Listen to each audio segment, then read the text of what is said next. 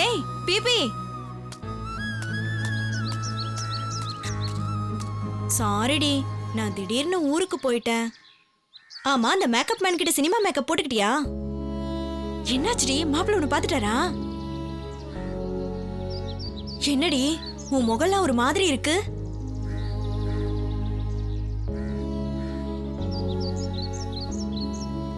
என்னாச்சுன்னு சொல்லுப்ல.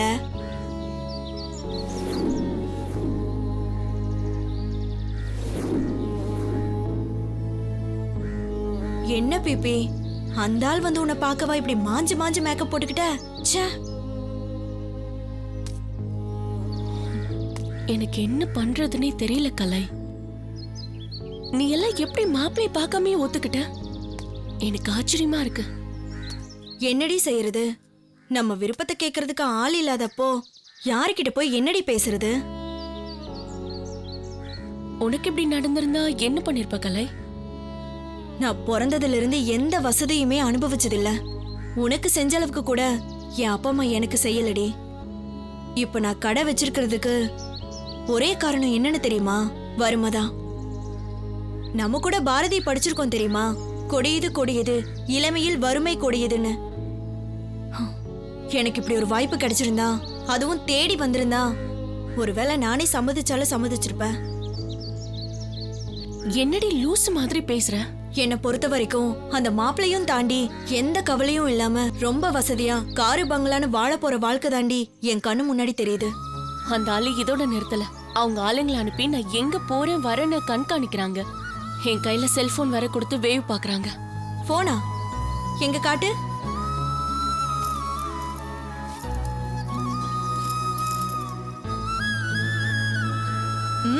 சூப்பரா இருக்குடி.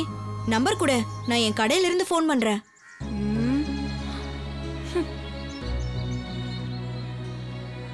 எனக்கு மட்டும் இப்படி நடந்திருந்தா கண்காணிக்க கூட வர ஆளுங்கள பாடி கடை நினைச்சுக்குவேன்.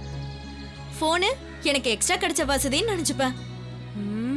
இப்ப நான் வந்து உன்னை பார்த்து புலம்புனதெல்லாம் வேஸ்ட்னு நினைச்சுக்கிறேன். கிளம்புறேன். ஏய் நில்லு. நான் ஏன் இடத்துல இருந்து பாக்குறேன், அது உனக்கு சரியா இருக்கணும்னு அவசியம் இல்ல. சரி, நான் கிளம்புறேன்.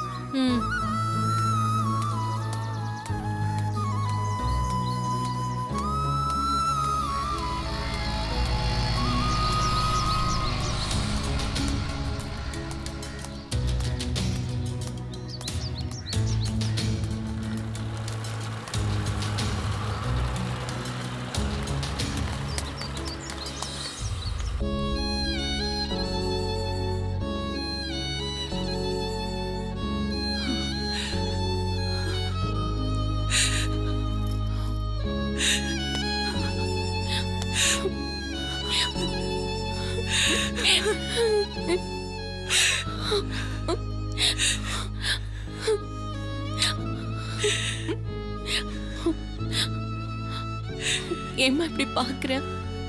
நான் தான்மா. உன்னை பார்த்த பிறகு தாண்டி மனசுக்கு நிம்மதியே வருது. சாப்பிட்டியா? இல்லம்மா. வா, அம்மா ஊட்டி விடு. உட்காரு.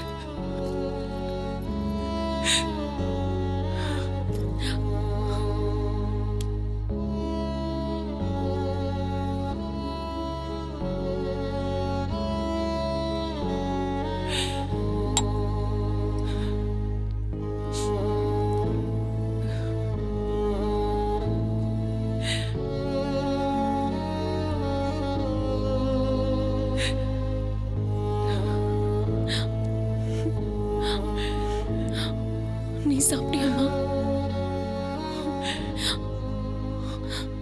சொல்லுமா, நீ சாப்பிட்டியா? நெஞ்சே வெடிச்சு போற அளவுக்கு உங்க அப்பா பேசின அப்புறம் எப்படி பொண்ணு சோறு இறங்கும்? ஆரம்பத்துல தெரியாம இருந்தாலும் விஷயம் தெரிஞ்ச அப்புறம் உங்க அப்பா பேசின பேச்சு இருக்கு பாரு, என் மனசே ஆறல. அம்மா, அது கூட பரவாயில்ல பொண்ணு. நீ கிளம்பி போன அப்புறம் மறுபடியும் தான் செஞ்சதெல்லாம் நியாயன்ற அளவுக்கு பேசினாரு பாரு. அப்ப எனக்கு என்ன செய்யறதுன்னு தெரியல பொண்ணு. அப்பா மேல என்ன கல்யாணம் பண்றது அப்பாவுக்கு முழு சம்மதம் அம்மா.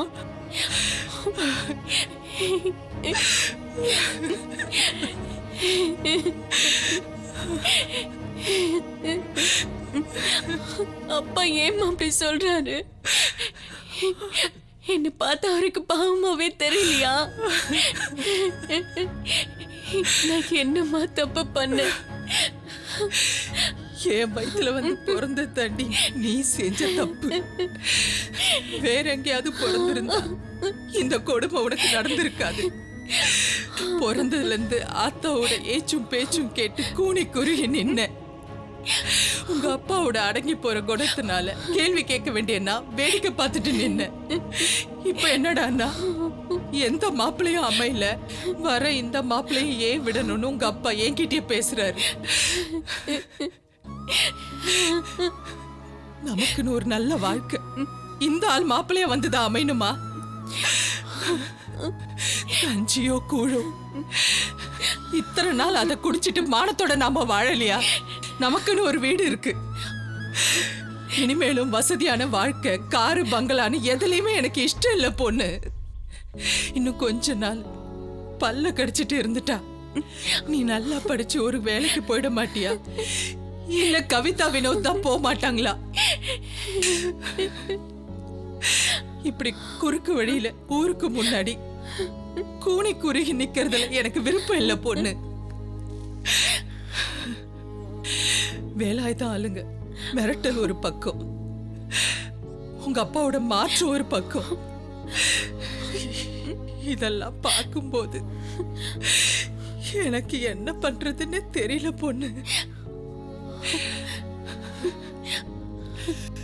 சும்மா இருந்த உனக்குள்ள கல்யாண கனவு ஏற்பட்டதுக்கு நானும் ஒரு காரணம் தான் பொண்ணு.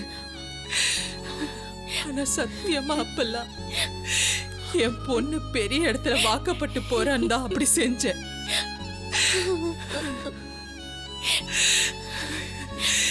என்ன மன்னிச்சிடு பொண்ணு, என்ன மன்னிச்சிடு.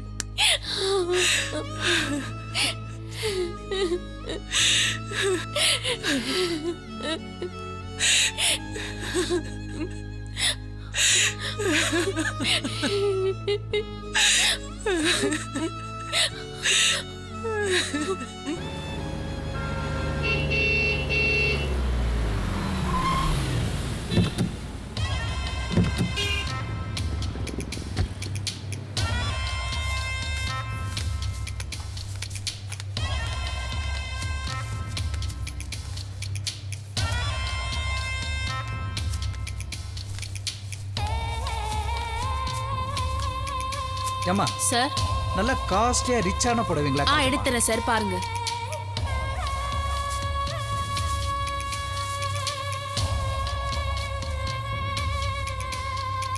பாருங்க சார். இதை பேக் பண்ணிடுமா? சரிங்க சார். இன்னொன்று அந்த கிரீனையும் பேக் பண்ணிடு. Okay sir.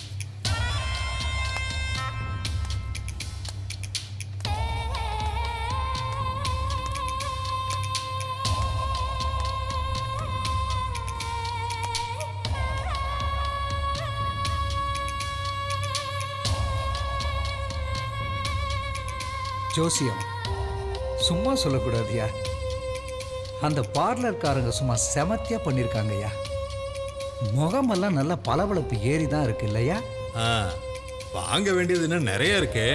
இப்படி உங்களே பார்த்து ரசிச்சுக்கிட்டு இருந்தா என்ன அர்த்தங்க? ஆமாயா, எப்போ கல்யாணம்னு மனசு அலப்பாயுதியா. அதை புரியாம அந்த பொண்ணு என்னடான்னா கோயம்புத்தூர் பஸ் ஏற போயிருக்கு. அதெல்லாம் சரியாயிடுங்க, அதை பத்தி நீங்க கவலைப்பட வேண்டாம். என்னமோ நீ தான் சொல்ற, என் மனசு சமாதானம் ஆக மாட்டேங்குது. அது என்னமோ சேட்டிங் நாம அதில் ஒரே டைமில் 4 பொண்ணுங்கிட்ட பேசுகிறவன்லாம் இருக்கானாமே, தெரியுமா? நம்மலாம் வேஸ்டியா? சாட்டிங்கோ சீட்டிங்கோ அன்னையிலேருந்து இன்னைக்கு வரைக்கும் பொண்ணுங்களுக்கு உங்களை பிடிக்கணும்னா ஒரே வழி தான் இருக்கு. ஏதாவது பரிசை கொடுத்துக்கிட்டே இருக்கணுங்க. அப்புறம் நம்மள புடிச்சு போனதுக்கு அவங்க அப்புறம் நமக்கு கொடுக்க ஆரம்பிச்சிருவாங்களா? அதான் இல்ல. உங்களுக்கு டேஸ்ட் சரியில்லை, கடைக்கு வந்து நான் செலக்ட் பண்றேன், கூட வந்து பில்லை மட்டும் நீங்க கட்டுங்கன்னு சொல்லுவாங்க. என்னய்யா பொண்ணுங்களை பத்தி புட்டு புட்டு வைக்கிற? நம்ம தொழில் அஸ்ட்ராலஜினாலும் நமக்கு சைக்காலஜி அத்துப்படி. இப்ப என்னன்ற, துணி எடுத்தா மட்டும் போதாது, வேற ஏதாவது வாங்கணுங்கிற அதானே? கிஃப்ட் ஏதாவது கொடுக்கணும்யா. இந்த காலத்து பொண்ணுங்களுக்கு விலையை விட வித்தியாசம் தான் பிடிக்குது. தம்பி சார். ஒரு நிமிஷம். பொண்ணுங்களுக்கு பிடிக்கிற மாதிரி ஏதாவது கிஃப்ட் இருக்கா? உங்க பொண்ணுக்கா சார்? தம்பி, உங்க கடையில பொண்ணு யார் என்னன்னு சொன்னாதான் பொருளை விப்பீங்களா? சே அப்படியெல்லாம் இல்லைங்கய்யா. யாருக்கு என்ன பிடிக்குன்னு தெரிஞ்சா என்ன வாங்கலாம்னு பக்காவா சொல்லிடல. சரி, கட்டிக்க போற பொண்ணுக்கு என்ன தரலாம்? ஓ இப்ப புரியுதுங்கய்யா. சாரு அவர் மருமகளுக்காக என்ன வாங்கலாம்னு பாக்குறாரு.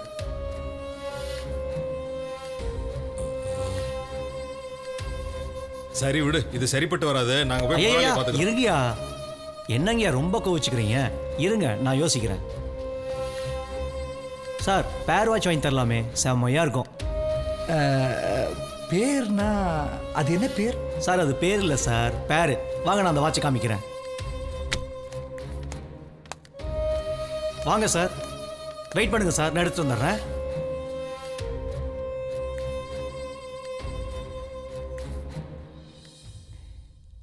ஏன்யா கல்யாண சமயத்தில் வேணும்னா சினிமா மேக்கப் போட்டுக்குவா. இன்னும் கொஞ்சம் அழகா போட்டு நம்மள வேற மாதிரி ஆக்கிட மாட்டாங்க? ஐயோ, நமக்கு எதுக்குங்க அதெல்லாம்? யோ, நமக்குன்னா அது எனக்கு மட்டும்தான். சார் இதை பாருங்க சார், இதான் பேர் வாட்ச். இதை ஹஸ்பண்ட் ஒய்ஃப் 2 பேரும் ஒரே மாதிரி கட்டிக்கலாம். யோ ஜோசியா, இவனை எதுவும் சொல்லிடாத. இனிமே இவங்கிட்ட அடிக்கடி ஐடியா கேட்டு எதையாவது இது மாதிரி வாங்கி கொடுத்து அசத்தி போடணும்யா. புரியுதா? தம்பி, இதை பேக் பண்ணிடுப்பா. Okay sir. அப்புறம் ஏற்கனவே இருக்கிறதோட சேர்த்து கவுண்டரில் கொடுத்து பில் போட்டு. சரிங்க சார். இங்க வா, அந்த வாட்ச் கொடு.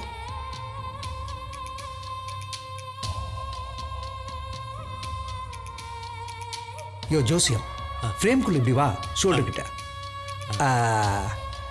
ஸ்மைல் பண்ணியா, செல்ஃபி எடுப்போம். சரி.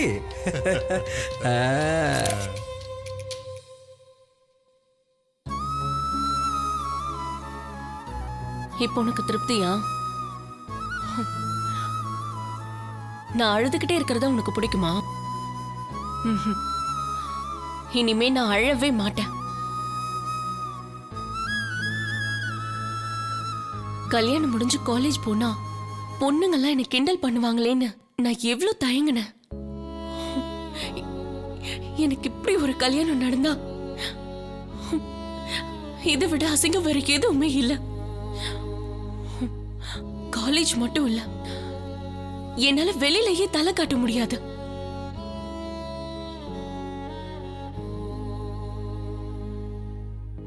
அந்த ஆளுக்கு ஏன் என்ன பிடிச்சது? நான் என்ன பாவம் பண்ணேன்? என் பாவ ஜாதகம் அந்த ஆளுக்கு மட்டும் எப்படி யோக ஜாதகமா மாறுச்சு?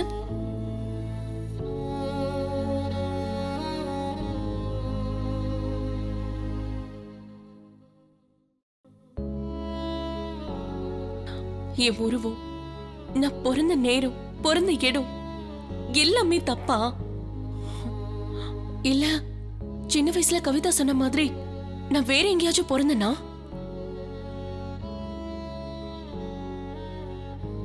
ஆனா எனக்கு ஒண்ணு மட்டும் தோணுது, நான் வேற யார் வீட்லயாவது பிறந்திருந்தா நான் நிம்மதியா சந்தோஷமா இருந்திருப்பேன்னு நினைக்கிறேன்.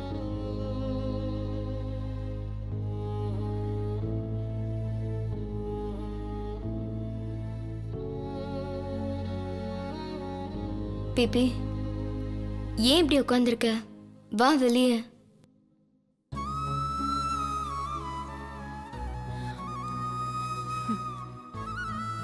நான் இங்கே இருக்கேன்.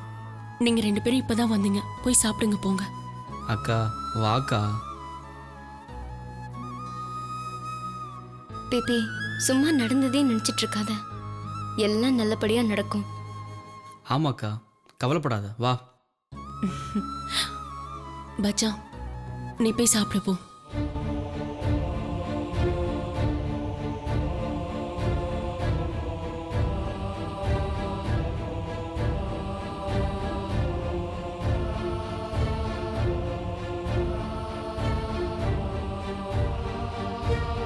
கவிதா, வினோத், பார்வதி,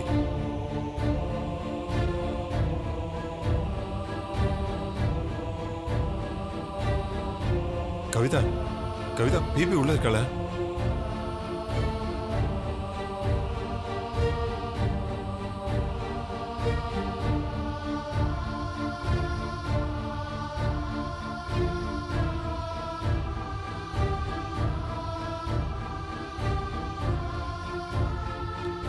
டேய் வினோத, வினோத, அக்கா உள்ள இருக்காளாடா?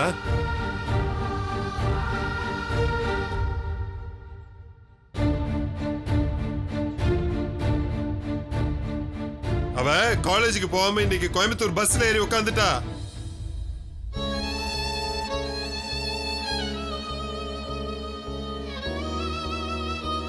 நான் பேசினதுனால இறங்கி வந்துட்டா. நல்ல வேலை. நல்ல வேலை இல்லைங்க, நம்ம பொண்ணோட கெட்ட வேலைன்னு நினைக்கிறேன். அவ முழு மனசோட பஸ்ஸை விட்டு இறங்கி வந்திருக்க மாட்டா. நமக்கு எதுவும் ஆயிடக்கூடாதுன்னு தான் மனசு இறங்கி வந்திருக்கா. அந்த புள்ளை எப்படிங்க எப்படிங்க உயிரோட காவு கொடுக்கிறது? ஏன் பிபி எதனா சொன்னாளா? அவ வாயில்ல பூச்சி. ஒரே ஒரு கேள்விதான் கேட்டா, அதுக்கு என்னால பதில் சொல்ல முடியல. அப்பா ஏமா இப்படி பண்றாருன்னு கேட்டா, எனக்கே பதில் தெரியாதப்போ நான் என்ன சொல்றது? இந்த பாரு பார்வதி, ஒரு பிரச்சனைக்கு எப்பவுமே ரெண்டு முகம் இருக்கு. உணர்ச்சி பூர்வமா பார்த்தா இது தப்பு தான். ஆனா அறிவுபூர்வமா பார்த்தா அது தப்பில்லைன்னு உனக்கே புரியும். நமக்கு வேற வழி இல்லை, அதான் நிஜம். நமக்கு பிடிக்குதோ பிடிக்கலையோ அந்த ஆள் பேச்சுக்கு நம்ம கட்டுப்பட்டு தான் ஆகணும். இல்லைன்னா அந்த ஆள் என்ன வேணா பண்ணுவான். பணபலம் படைபலம்னு அவன் செல்வாக்கே வேற. நம்ம விருப்பு வெறுப்பெல்லாம் தாண்டி இது நடக்க போற நிஜம். அதை நம்மளால தடுக்க முடியாது. அதுக்காக தான் நான் இவ்வளவும் பண்றேன். உனக்கே அது புரியல, அவளுக்கு எங்க புரிய போகுது?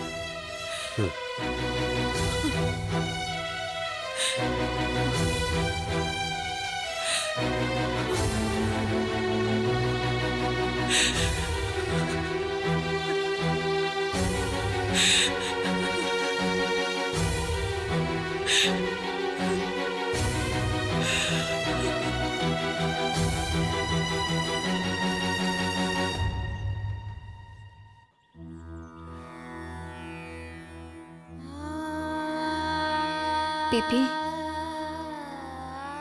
எனக்கு அப்பா அம்மா பேசுறதெல்லாம் பார்த்தா ரொம்ப பயமா இருக்கு.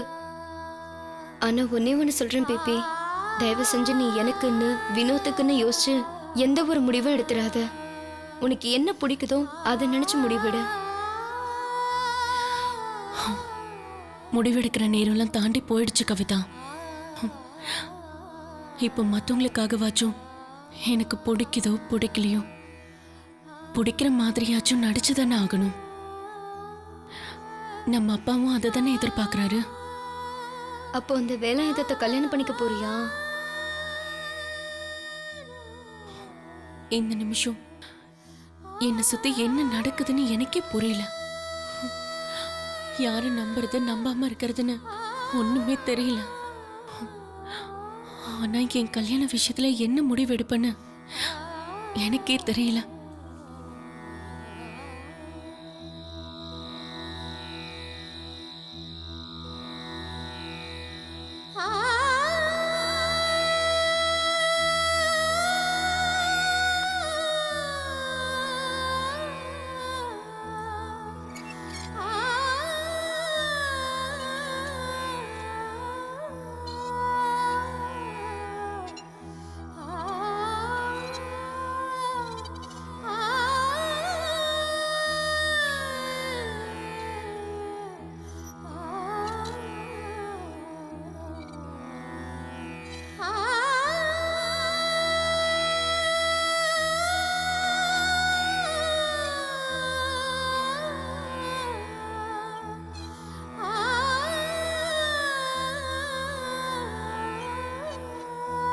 பொண்ணு ஒரு வாய் சாப்பிடுமா.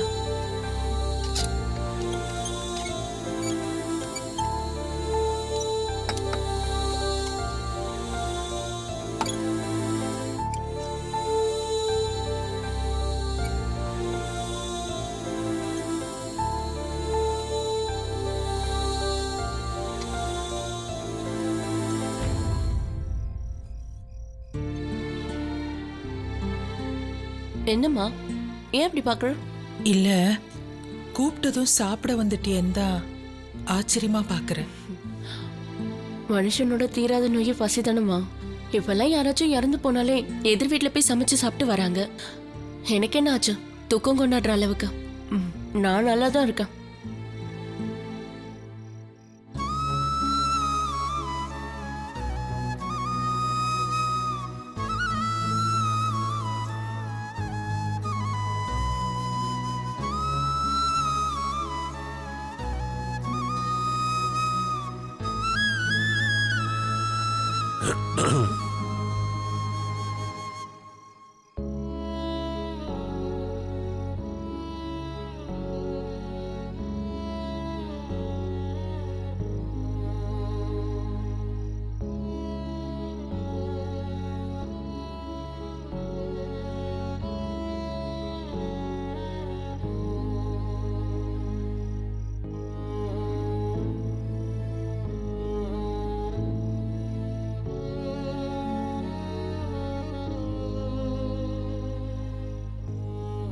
கவிதா, ஆ நீயும் வினோத சாப்பிட்டீங்களா? சாப்பிட்டோம்ப்பா. வினோத்துக்கு தூக்கம் வருதுன்னு சொல்லி தூங்க போயிட்டான்ப்பா. சரி.